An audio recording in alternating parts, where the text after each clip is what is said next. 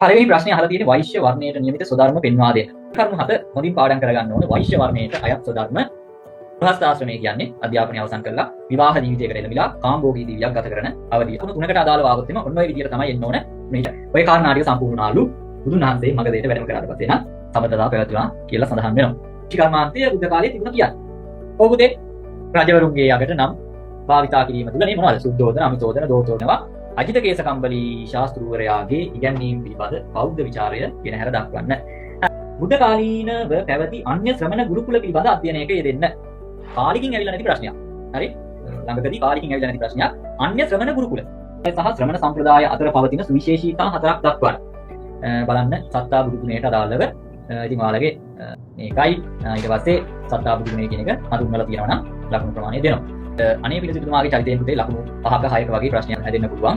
5කටත් දෙන්න බැරි නෑ. නමුත් ඉතින් තියෙන කරුණු ටික විතරයි අපිට තියෙන්නේ. ආයෙ මොකද හදන්නේ නේද? හොඳ නරක විනිශ්චය සඳහා බුදුදහම ඉගැන්වීම් රාශියක් තියෙනවා. කුසල කුසල, සුඛ දුක්ඛ, පුඤ්ඤ පාප, සම්මා මිච්ඡා නේ. පුඤ්ඤ පාප, හෙට්ටහීන, අරියානරිය කියලා තියෙනවා. නපරේසං විලෝමානි, නපරේසං කතාකතං අත්තනෝ අවික්කේය කතානි අකතානිච. ඉතින් ඔයාලා තුන්වෙනි කොටසට ලියනවා නම් මේක හරි ලේසි කාලේ කළමනාකරණය කරගන්න. එමනේ තේරුමයි ගාතාව වැලිවම එක දෙක ප්‍රශ්න ටික ඉවරයි. පරපණ නැසීම නම් දස අකුසල්. සොරකම් කිරීම නම් අකුසල්. එහෙනම් ධර්ම ප්‍රචාරක සේවාවෙන් නිරත වෙලා තියෙනවා කියලා අපිට විස්තර කරන්න පුළුවන්. බුදු සසුනේ උන්නතිය උපාසක පිරිසගේ ශ්‍රාවකයන් වෙච්ච උපාසක පිරිසගේ සිජේච්ච සුවිශාල සේවාවක් තියෙනවා.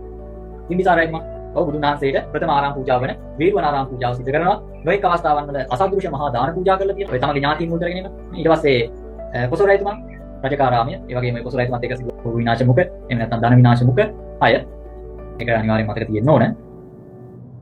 වර්ණ ධර්ම කියන්නේ මහා බ්‍රහ්මයා විසින් ඔව් අපි කතා කරා එක තියෙන්නේ කොහෙද?